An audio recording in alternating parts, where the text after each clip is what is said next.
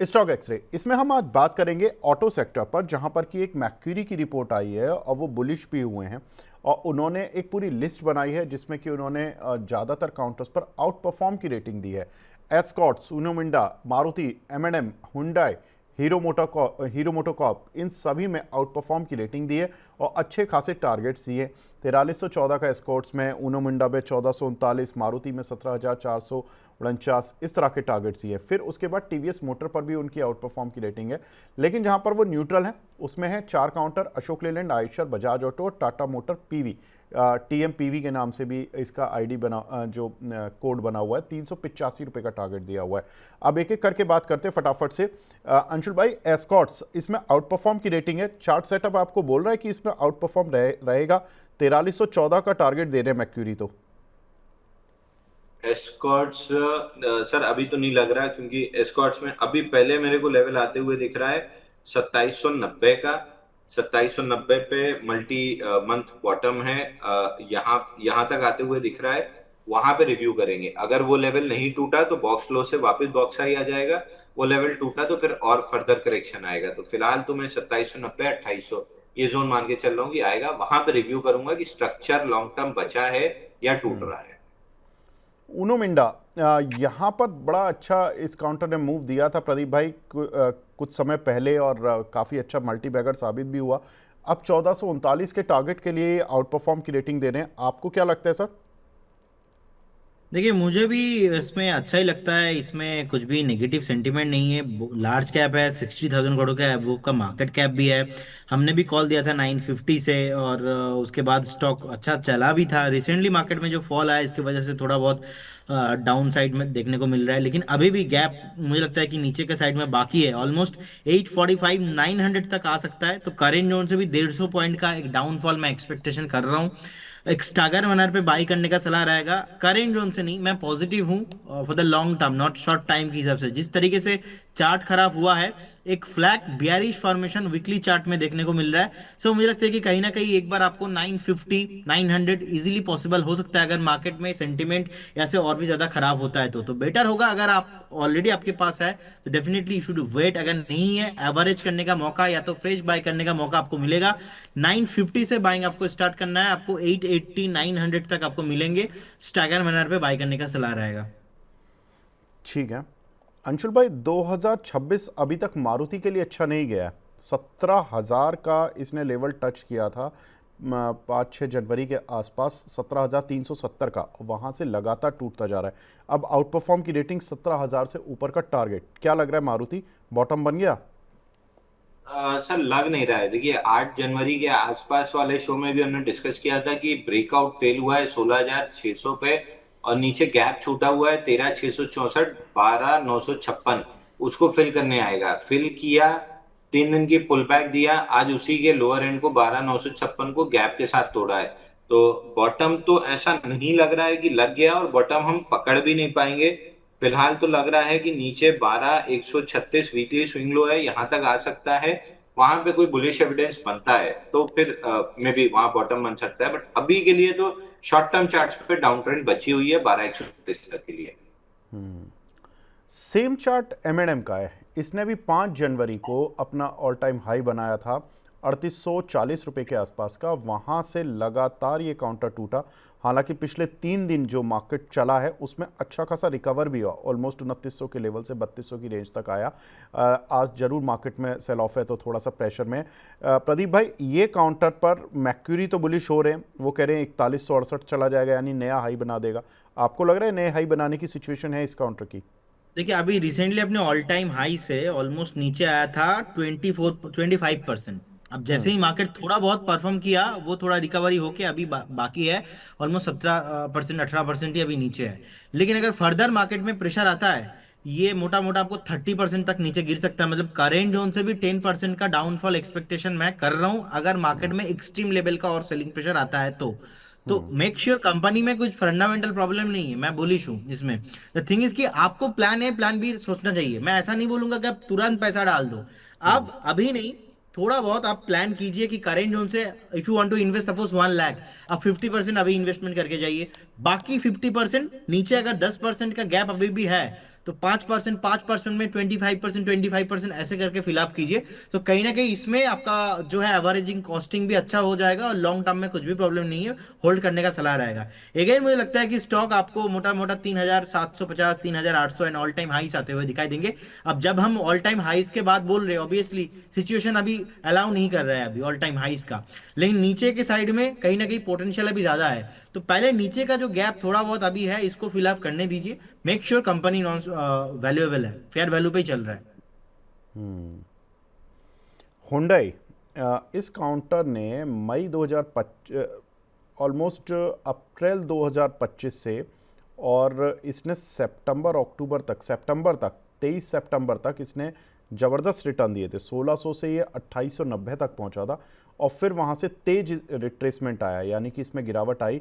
अंशुल भाई, हालांकि अभी ये 1600 तो नहीं आया इस बार, लेकिन 1900 की रेंज पे तो ये आ गया है। ये ठीक बाय बन रहा है यहाँ से? नहीं सर, अभी बाइंग नहीं बन रही है, अभी डाउन। हालांकि मंथली चार्ट पे अपना IPO base breakout almost retest कर रहा है 1906 पे। 1906 के आसपास देखेंगे, 1860 1906 इस जोन में कोई वीकली या मंथली पे बुलिश एविडेंस बना तो बिल्कुल बाई करने की कोशिश करेंगे, फिलहाल तो नहीं करेंगे। ठीक है, अब थोड़ा सा जल्दी से मैं ले लेता हूँ हीरो मोटोकॉर्प और टीवीएस मोटर। प्रदीप भाई, इन दोनों में कोई अगर चुनना हो तो किसी को चुन पाएंगे आप?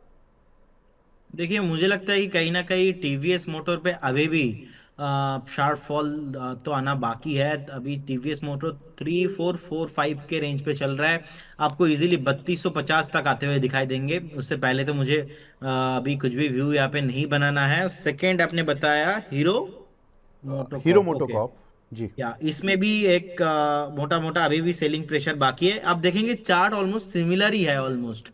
यहाँ से एक्चुअली थोड़ा बहुत अभी भी सेलिंग प्रेशर मुझे लगता है कि वो आना बाकी है। 5260 के रेंज पे चल रहा है। एक बार मुझे लगता है कि 4600 4650 एक बढ़िया रेंज होगा बाइंग बाइंग के लिए। लेकिन उससे पहले ना टीवीएस मोटर ना उससे पहले हीरो मोटो का दोनों काउंटर को एक बार इग्नोर करना है। एक्चुअली अगर आप पॉसिबिलिटीज ढूंढेंगे तो पॉसिबिलिटी ज्यादा अभी डाउन साइड का ही है, वो गैप अभी भी ओपन है। तो कहीं ना कहीं वो जब तक फिलअप नहीं हो जाता ना तो नेक्स्ट ऊपर के साइड में मोमेंटम मुझे लगता नहीं कि पॉसिबल होगा। तो फिलहाल अभी वेट करने का ही सलाह रहेगा दोनों काउंटर में। अंशुल भाई, टाटा मोटर पीवी, टीएमपीवी, इस पर न्यूट्रल राय है, आप भी न्यूट्रल हो क्या? 385 का टारगेट दे रहे हैं मैक्यूरी तो।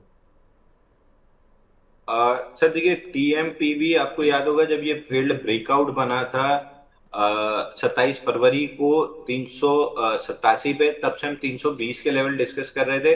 320 के नीचे गया और ऊपर आया, आज गैप के साथ फिर 320 तोड़ दिया है। तो अब ये लग नहीं रहा कि वीकली चार्ट के अनमिटिगेटेड लेवल भर के इसकी आत्मा को शांति मिलेगी। इसकी आत्मा को शांति मिलेगी मंथली अनमिटिगेटेड लेवल टेस्ट करके, जो कि 281.45 पे है। तो 281.45 आते हुए दिख रहा है। और ठीक है। आपको याद होगा हमेशा हमने टीएमपीवी मना ही किया है, टीएमसीवी जरूर आप ले सकते हैं। प्रदीप भाई, आयशर और अशोक लेलैंड, इनमें से कोई है ठीक? देखिए आयशर मोटर भी बहुत चला हुआ है और अशोक लीलैंड भी रिसेंटली 134 के बाद जब ब्रेकआउट आया था अशोक लीलैंड पे एक तरफा रैली आया। तो दोनों पे ही मुझे लगता है कि थोड़ा अभी प्रॉफिट बुकिंग आना बाकी है। आयशर मोटर मुझे अच्छा लगता है, 6797 के आसपास का प्राइस चल रहा है। मुझे लगता है कि एक बार अगर बाई चांस 6650 का रेंज ब्रेक होता है तो फिर और डाउन साइड पॉसिबल है। तो इसीलिए एक बार वेट कीजिए, अभी बाई भी नहीं करना शॉर्ट भी नहीं करना, क्योंकि all time recently all time high 8000 के ऊपर था, वहां से गिरते गिरते अभी 6794 के आसपास आ चुका है। लेकिन मैं जाना चाहूंगा आयशर मोटर के साथ ही अभी करेंटली। ठीक है, लास्ट क्वेश्चन अंशुल भाई, पूरी लिस्ट में आपको एक पसंद वाला शेयर अगर कोई हो, कि आपको ऑटो में चलो चुनना ही है, पोर्टफोलियो में रखना ही है, तो कौन सा ऑटो सेक्टर का ये शेयर चुनोगे आप? सर देखिए, मैं नाम के पीछे ना जाके, हालांकि आयशर मोटर में रिलेटिव स्ट्रेंथ है तो इस समय तो चार्ट सबसे सही उसी का है, बट मैं नाम पे ना जाके मैं रिलेटिव स्ट्रेंथ पे जाना पसंद करूंगा। ऑटो इंडेक्स ने अपना गैप फिल किया है 24,134 पे, और कोई भी स्टॉक में आयशर मोटर को छोड़ के रिलेटिव स्ट्रेंथ नहीं है। थोड़ा सा और वेट करूंगा, कहीं भी लिक्विडिटी ले 23,300 के आसपास ऑटो इंडेक्स, उस समय जिसमें सबसे ज्यादा रिलेटिव स्ट्रेंथ होगा, चाहे वो ऑटो इंडेक्स हो या ऑटो एंसिलरी के स्टॉक हो, मतलब इस सेगमेंट में जिसमें सबसे ज्यादा रिलेटिव स्ट्रेंथ होगी उसमें ब्रेकआउट प्ले कर लूंगा। तो प्रीएम्प्ट करने की जगह उस जोन में जब लिक्विडिटी स्वीप हो रही होगी सीएनएक्स ऑटो पे वीकली पे, तब मैं देखूंगा कि किसके पास रिलेटिव स्ट्रेंथ है, उसको अपना पैसा दे दूंगा। तो प्रीएम्प्ट करने की जगह मैं एविडेंस का वेट करूंगा। ठीक है प्रदीप भाई, आप क्या देखोगे इन पूरी लिस्ट में? देखिए, मैं भी आयशर मोटर का चार्ट मुझे बहुत ही अच्छा लग रहा है। फिलहाल मैं अभी तो कोई भी इस सेक्टर से मैं अभी बाय करना पसंद नहीं करूंगा। या तो थोड़ा और नीचे आ जाए या तो मैं मोमेंटम पकड़ूंगा, तो बेटर रहेगा मैं मोमेंटम में ही खेलना पसंद करूंगा। अगर कोई वैल्यू इन्वेस्टिंग ढूंढ रहा है तो करेंट जोन से भी जो जो स्टॉक्स में हमने डिस्कशन किया, जो लेवल अभी बताया, वो सेम लेवल मुझे लगता है कि अगर में थोड़ा और ज्यादा मोमेंटम खराब होता है तो आपको वैल्यू इन्वेस्टिंग का मौका देगा। बाकी आयशा मोटो मेरे को अच्छा लग रहा है। कहीं ना कहीं अगर ये 6,500 6,600 ये जो नहीं सस्टेन हो जाता है ना, अगेन आपको ऑल टाइम हाई आते हुए दिखाई देंगे। और जो मैंने स्टार्टिंग में और एक कंपनी बताया था वो है M&M। M&M मेरे को अच्छा लगता है, दोनों कंपनी के साथ मैं जाना पसंद करूंगा। चलिए ठीक है। M&M, आयशर मोटर पर हमारे दोनों गेस्ट की राय थोड़ी पॉजिटिव है और M&M पर प्रदीप जी की राय पूरी तरह से पॉजिटिव, और साथ ही अंशुल भाई थोड़ा सा वेट करेंगे। प्रदीप भाई भी कह रहे कि थोड़ा वेट करूंगा, नीचे आने पे डिप पे थोड़ा मोमेंटम प्ले करने की कोशिश करेंगे। ठीक है। अब बहुत बहुत शुक्रिया आप दोनों का जेंटलमैन, और अब जरा डिस्क्लेमर दे दीजिए। पहले अंशुल जी से लेते हैं डिस्क्लेमर। अंशुल भाई, अरे डिस्क्लेमर के समय पे अनम्यूट हो गए, पूरे शो में तो म्यूट। मैंने मैंने अपनी ही आवाज का गला घोट दिया सर।